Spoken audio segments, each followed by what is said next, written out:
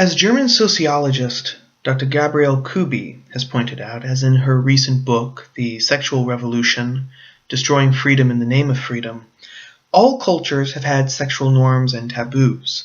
Such things are necessary for the simple survival of society.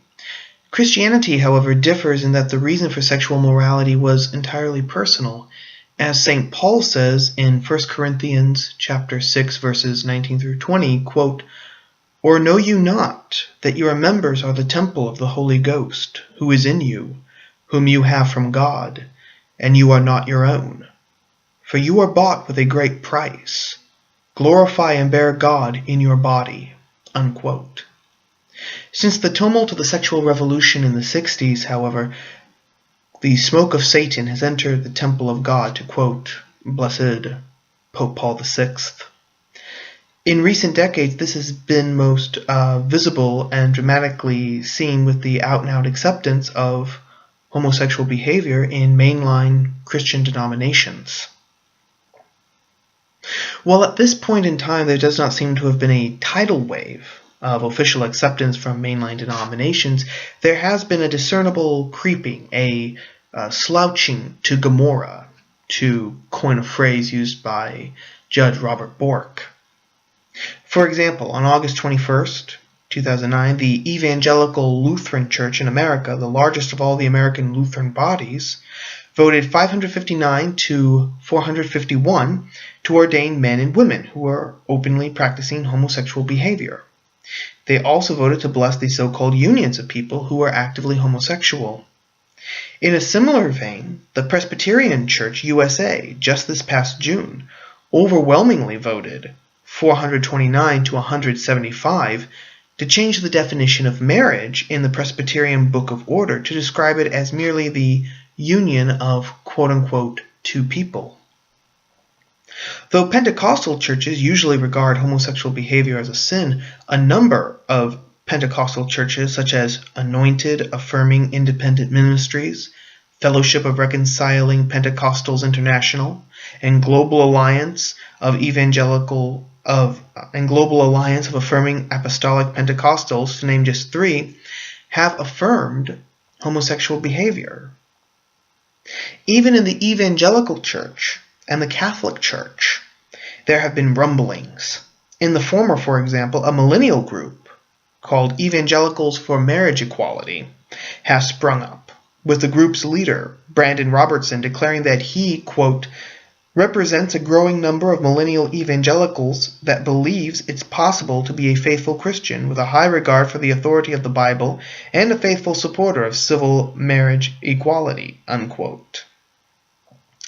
The Catholic Church has also had dissenters, a polite term for heretic. As just two examples, Catholic parents and students expressed outrage when, in Seattle's Eastside Catholic High School, Mark Zamuda, the assistant principal, was fired not because he experienced same-sex attraction or even because he was actively homosexual, but because he openly declared that he was set to quote-unquote marry his partner, in blatant contradiction to Catholic teaching. Or again, parents and students were outraged in Charlotte, North Carolina, when Sister Jan Dominic Laurel, an expert on Pope St. John Paul II's theology of the body, gave a lecture in which she articulated Catholic teachings concerning homosexuality. This shift in mainline Christian denominations is shocking, to say the least, since Christian sexual ethics particularly condemn homosexual behavior, and this is found specifically in the scriptures. Leviticus, Isaiah, Corinthians, Romans, Jude, they all condemn the practice in no uncertain term. And increasingly, evidence is the body of wealth that the early church fathers also left us. To name just a few examples, St. John Chrysostom declared that, quote, "But thou scoffest at hearing of hell, and believest not that fire. Remember Sodom. For we have seen, even in this present life, a semblance of hell, an unquenchable fire. For such is the burning of Sodom. Consider how great is that sin to have forced hell to appear even before its time." Unquote. Peter Damon said, quote, "This vice is never to be compared with any other vice, because it surpasses the enormity of all vices. It defiles everything, stains everything, pollutes everything. And as for itself, it permits nothing pure, nothing clean." St. Augustine said, quote, "Sins against nature, therefore, like the sin of Sodom, are abominable and deserve punishment whenever and wherever they are committed. If all nations committed them, all alike would be held guilty of the same charge in God's law, for our Maker did not prescribe that we should use each other in this way. In fact, the relationship that we ought to have with God is itself violated when our nature, of which He is author, is desecrated by perverted lust." Unquote. And perhaps the greatest Christian thinker of all time, St. Thomas Aquinas, explained that, quote, "If all the sins of the flesh are worthy of condemnation, because by them man allows himself to be dominated by that which he has of the animal nature, much more deserving of condemnation are the sins against nature by which man degrades his own animal nature." Unquote.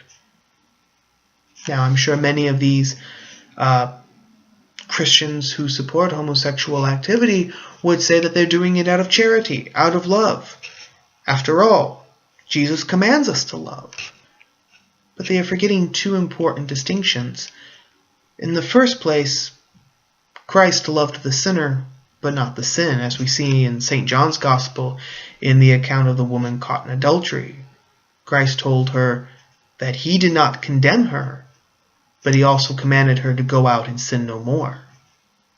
And furthermore, St. John, the evangelist, in his second letter, gives us a definition of love, and that is to obey the commandments of God. Christianity has faced many challenges in the past. Today it faces challenges that, while different, continue to illustrate the war between, to put it bluntly, God and Satan. However, looking upon this America of the 21st century, which, as we have seen, is far, far different from the America of old, there is only one thing that we can do. In the words of C.S. Lewis, written in his book, The Last Battle, we must, quote, "proclaim the truth and take the adventure that Aslan sends us."